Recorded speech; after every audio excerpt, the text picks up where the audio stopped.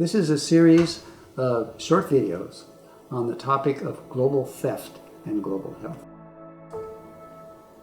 So much of global health these days is defined by what we can do or we can't do in the context of resource scarcity. Low-cost interventions like, say, task shifting to community health workers or traditional birth attendants are typical of our approach to global health to save money. But it's important to remind ourselves that the concept of resource scarcity in most low-income countries is largely a myth. Most of these countries, in fact, have more than sufficient resources for excellent healthcare and for education, for water, for sanitation, and for other conditions that are important for good health. What is most pressing, in fact, is the need to mobilize national and global resources that are critically necessary for these public health services. But for decades, the biggest threat to this mobilization is the unconscionable global theft by the rich throughout the world. Enormous resources exist today.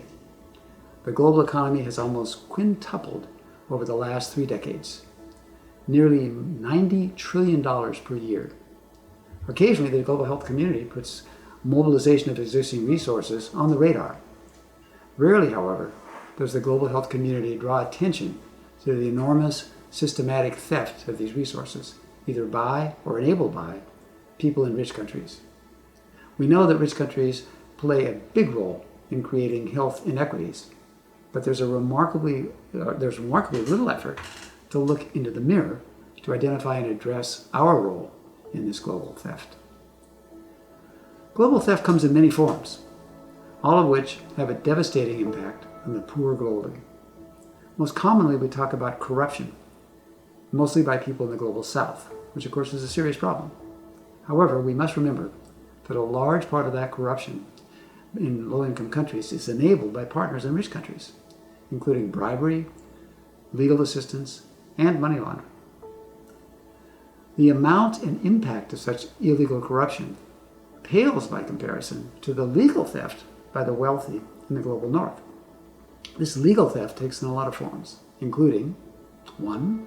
Systematic tax evasion and tax avoidance in other ways. 2. Expropriation of raw materials like water without fair compensation. Patents and trade regimens that are highly unfair to less powerful countries. Currency speculation whose impact can be devastating to smaller countries. And corporate practices that lead to poverty wages through, say, specifications to produce goods at rock-bottom prices, fomenting of anti-union practices that perpetuate indecent working conditions, and their contributions to environmental devastation and global warming. It seems crazy to expect low-income countries and their leaders to mobilize their own resources when they're faced with so many systems of resource theft.